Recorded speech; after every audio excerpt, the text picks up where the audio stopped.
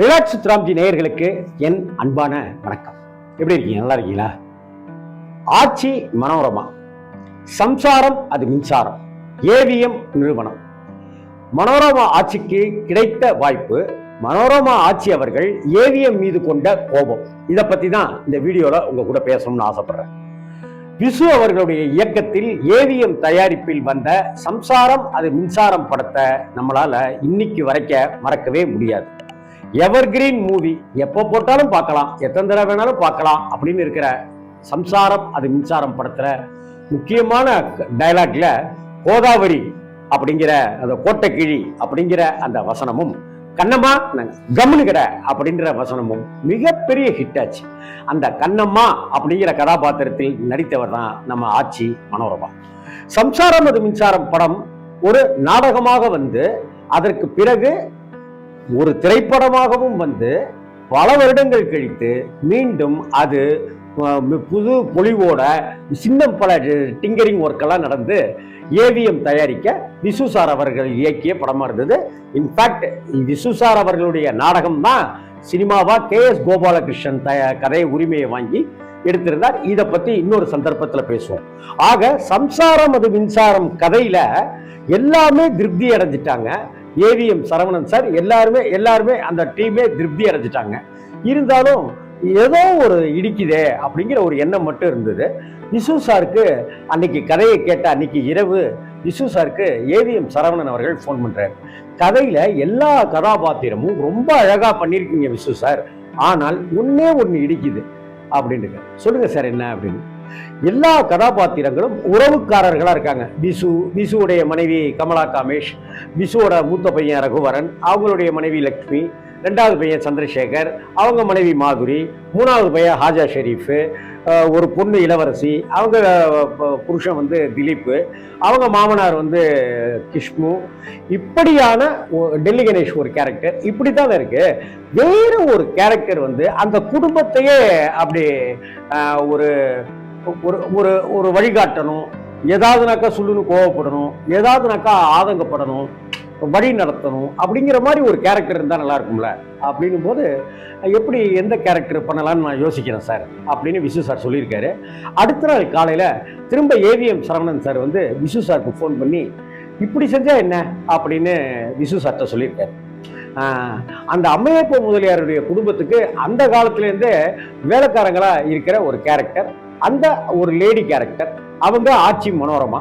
அது எப்படி இருக்கும் அப்படின்னு, சார் ரொம்ப பிரமாதமா இருக்கும், எனக்கு 2 நாள் டைம் கொடுங்க அப்படின்னு சொல்லிட்டு ஆட்சி மனோரமா அந்த குடும்பத்துக்குள்ளார வருகிற அந்த விஷயங்கள் போர்ஷன் அப்படின்னு எல்லாத்தையுமே பக்காவா ரெடி பண்ணி ஏவிஎம் சரவணன் சார்ட்ட கொடுக்க அந்த கண்ணம்மாங்கிற அந்த கேரக்டர் நிஜத்துல நாடகத்துல இல்லாத கேரக்டர் இங்க வந்து உருவாச்சு. அதுல ஆட்சி மனோரமா நடிக்கிறது அப்படின்னு முடிவாச்சு. இதுலயும் இன்னும் பல சுவாரஸ்யங்கள்லாம் இருக்கு. சம்சாரம் அது மின்சாரம் படத்தை பத்தி அதையெல்லாம் அப்புறம் பார்க்கலாம். அந்த சம்சாரம் அது மின்சாரம் படத்துல சென்னை பாஷையும் கலந்து ஒரு ஒரு ஒரு காமெடியும் ஒரு குணச்சித்திரமும் கலந்த அந்த கண்ணம்மா அப்படிங்கிற கதாபாத்திரத்தில் பிரமாதப்படுத்தியிருப்பார். கோ இல்லா கோ இல்லாட்டி போ அப்படின்றதா இருக்கட்டும், கம்முனாட்டின்னு சொல்றதா இருக்கட்டும், கிஷ்முவுக்கும் மனோரமாவுக்கும் நடக்கிற வாக்குவாதங்களா இருக்கட்டும், மனோரமாவுக்கும் விசு சாருக்கும் நடக்கிற கிளைமாக்ஸ் விஷயங்களா இருக்கட்டும், கமலா காமேஷ் லக்ஷ்மி மனோரமா ஆட்சி அப்படின்னு பேசிக்கிற காட்சிகளா இருக்கட்டும்னு அந்த அந்த லக்ஷ்மி கொடுக்குற அந்த டயலாக் எல்லாம் வச்சுக்கிட்டு அவங்க பிரிச்சு மேயுது. மூக்கு மேல மீசை வச்ச ஆலம்பலையா இருந்தா, நெஞ்சில மஞ்சாச்சோறு இருந்தா, நீ வந்து ஓ பையன்கிட்ட இருந்து விடுதலை பத்திரத்தை வாங்கியா, நான் எங்க பொண்ணுத்துல இருந்து விடுதலை பத்திரத்தை வாங்கியாரோம், கம்முனா கம்முனாட்டி கோ அப்படிங்கிற அந்த வசனங்கள் எல்லாமே அவ்வளவு ரசிக்கக்கூடிய வகையிலையும் அந்த அந்த காட்சியவே தூக்கி கொண்டு போகிற வகையிலையுமா ஆட்சி மனோரமா பண்ணியிருக்காங்க. சரி, இந்த வாய்ப்பு உருவாவதற்கு இப்படி ஒரு வேலைக்கார கதாபாத்திரமும் அந்த கதாபாத்திரத்தை மனோரமா நடிச்சாதான் சிறப்பா இருக்கும்னு சொன்னவரே ஏவிஎம் சரவணன் அவர்கள் தான். சரி, அப்புறம் ஏன் ஏவிஎம் மேல அவங்களுக்கு கோபம்?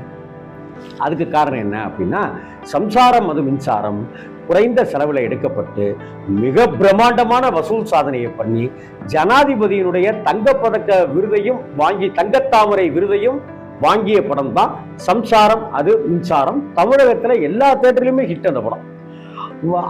உடனே ஏவிஎம் அவர்களுக்கு இந்த படத்தை தெலுங்குல ரீமேக் பண்ணினா என்ன அப்படிங்கிற ஒரு ஆசை வருது. உடனடியாக தெலுங்குல ரீமேக் பண்றதுக்கு உண்டான விஷயங்களை அவங்க செய்யறாங்க. அங்க இருக்கிற டயலாக், அங்க இருக்கிற டயலாக் ரைட்டர், டைரக்ஷன் அப்படிங்கிற இதெல்லாத்தையும் எடுத்துக்கிட்டு அங்க பண்ணும்போது கண்ணம்மா அப்படிங்கிற அந்த வேலைக்கார பெண்மணி கதாபாத்திரத்துல நம்மளை நடிக்கிறதுக்கு ஏவிஎம் சரவணன் சொல்லுவாரு அப்படின்னு பார்த்தா ஏவிஎம் சரவணன் அவர்கள் மனோரமாவை அழைக்கவில்லை. ஏன் சார், என்ன சார் இது, நல்லா தானே சார் நடிச்சிருந்தேன் கண்ணம்மா கேரக்டர்ல, எனக்கு நீங்க தெலுங்குல அந்த கேரக்டரை எனக்கு நீங்க கொடுத்துருக்கணும்ல சார் அப்படின்னு மனோரமா ஏவிஎம் சரவணன் அவர்களை பார்க்கும் போதெல்லாம் வருத்தத்தோடையே சொல்லிட்டு இருந்திருக்காங்க. அந்த தருணத்துல என்ன பண்றதுங்க, வேற வழி இல்லை அப்படின்னு சொல்லி ஏவிஎம் சரவணன் சிரித்தே அதை சமாளிச்சிருக்காரு.